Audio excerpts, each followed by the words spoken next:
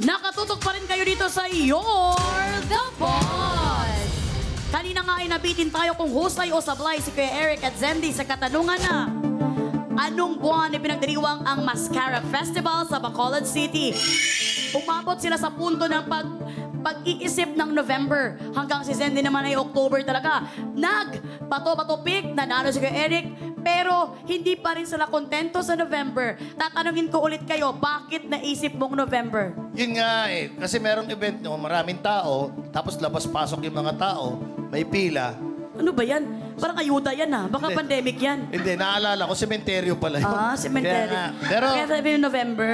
November. Ikaw naman, bakit October? Ako naisip ko October kasi one time yung mga friends ko, inaya ako pumunta ng Bacolod kasi mag-a-attend daw sila ng festival. So, narinig ko yung Bacolod, parang yun yung Mascara Festival. Eh, hindi ako natuloy. Pero naalala ko October yun eh. Ayan na nga, tingnan natin kung yung mga alaala nyo ay talaga namang bumabalik. Kaya naman, nakasanga ni Zendy ang October na hindi masyadong sumang-ayon si Kuya Eric. Kaya naman, ang sagot nyong October, letter G ay...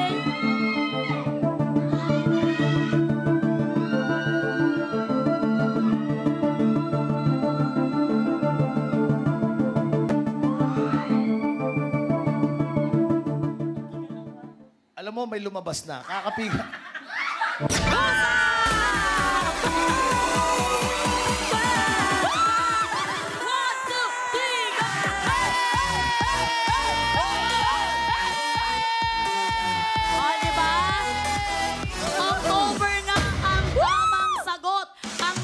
Festival na pinagdiriwang sa Bacolod City taon-taon. Galing mo. Tuwing 4th Sunday of October.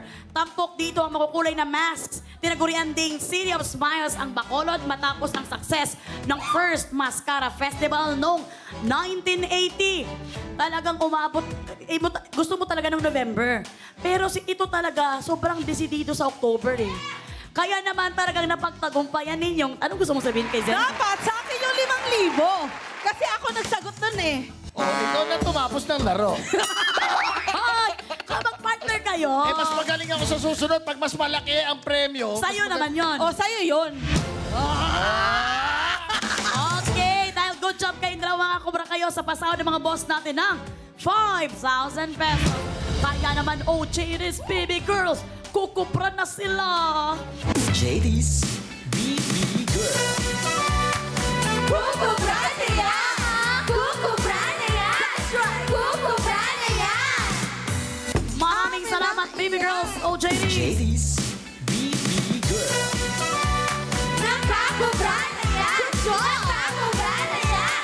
Nakakubra na yan! At confirm nga, nakakubra na nga ng 5,000 pesos ang ating mga trabahador. At sila may total ipon na 8,000 pesos! Yes, Jenica, kamusta ka naman dyan? Mga boss, wag po kayong masyadong malungkot dahil wala man po kayong nakubra sa job order number 5. Meron naman po sa inyong nanalo pa din ng 3,000 pesos na paghahati-hatian ng mga nanalo kanina. Ayan na nga. Medyo talaga namang nagagalit ng ating Maria Mercedes. Samahan ko muna kami dito. Pero Kuya Eric and Zendy, hindi pa tapos ang trabaho dahil may malaking offer pa na pabonus si Boss sa pamamagitan ng isang Bonus job order!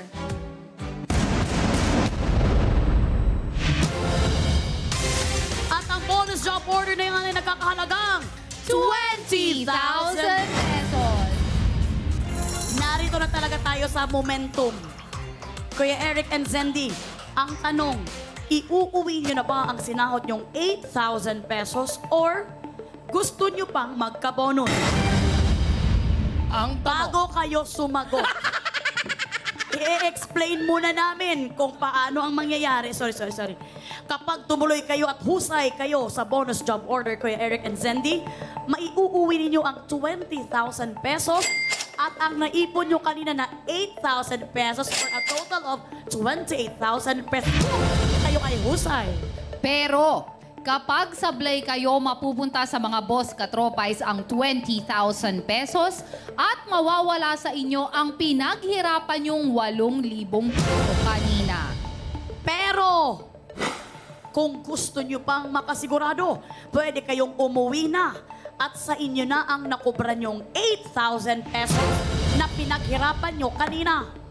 Kapag umuwi na kayo, wala na ring chance ang magka-bonus ang mga boss natin for tonight. Pero, madadagdagan naman ang bonus prize bukas ng 10,000 pesos.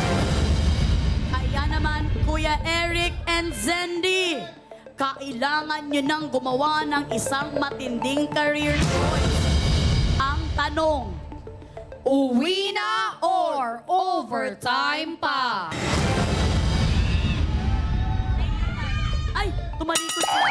Ngayon lang tayo nagkaroon ng Uy, guest pera! na... Naiwan yung pera. Ngayon lang kami nagkaroon ng guest na talagang Talagang- ayaw i-share. Oo, totoo. At sila din lang yung ginest natin na talagang kinukuha yung envelope. Walang tiwala sa assistant ng mga boss.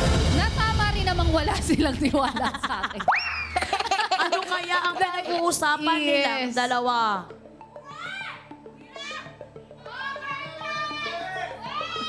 Nakaangat na ang kamay ng ating Sir Lester at tinatago niya ang mukha niya ngayon. Si Sir Lester na ang buhok niya ay parang si... hindi ko na alam. Kaya Hindi ko pwedeng naman, ang tanong, uwi na or overtime pa? Ay, Kuya Eric, pagagalitan na kami ni Sir Lester. si Sir Lester, gumano na siya ng... Okay, sorry. Ayan na yung kamay niya, oh. Ganito, intindihin nyo lang yung sasabihin namin, ha? Sasabihin ko, isa puso sa isip nyo. Kyang shi, Ang hirap kasi Hindi to Chinese show. Ito is Filipino show. Intindihin natin. Ako laban ako 20 million, 28 million. Once in a lifetime. Ngayon, kung 8,000 mahati lang tayo, tig 4. Di ba? Tig 4 lang tayo. 4-5 yung bibilin mo. Mag-isip ka. Sinasabi ko sa inyo, pwedeng mahirap ang tanong or challenge. Hindi natin alam kung ano to, pero pwedeng mahirap ito at mawala sa inyo ang 8,000 pesos. Mabuti nang mawala ka. Huwag lang mawala ang 8,000. Sorry. Hindi kasi iniisip ko. Kababayan ko, taga-Jensan yan. Sorry. Oh, sige.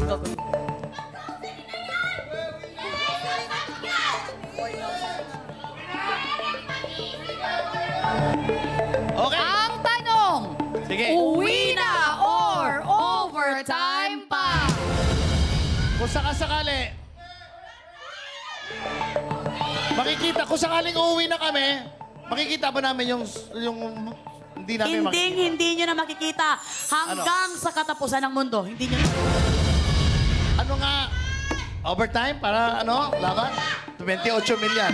O ganito, okay ha, ganito. Pag nakuha natin yung 28,000, 8,000 na lang sa akin, tulong ko na sa'yo, 20 mil ka.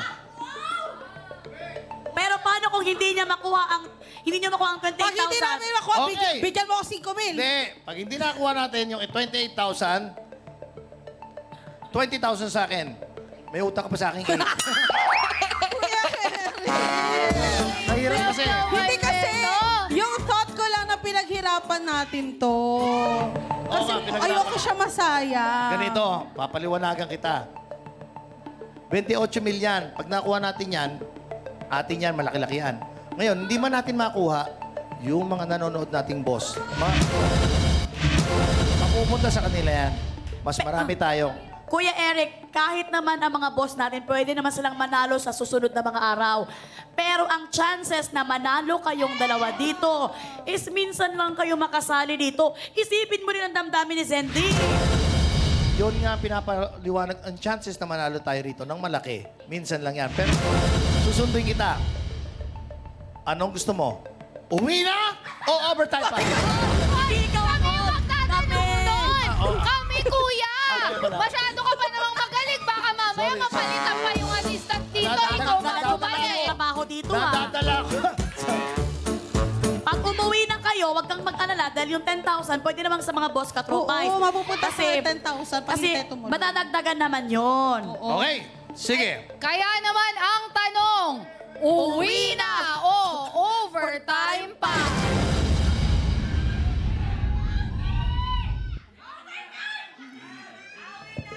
Kaya naman, mapo-forfeit ang kanilang premyo, mapupunta sa mga Game Master. Charing lang. Kuya Eric, ba't di ka maglayas? Uwi na! Ay! Well, magtatanong ulit ako.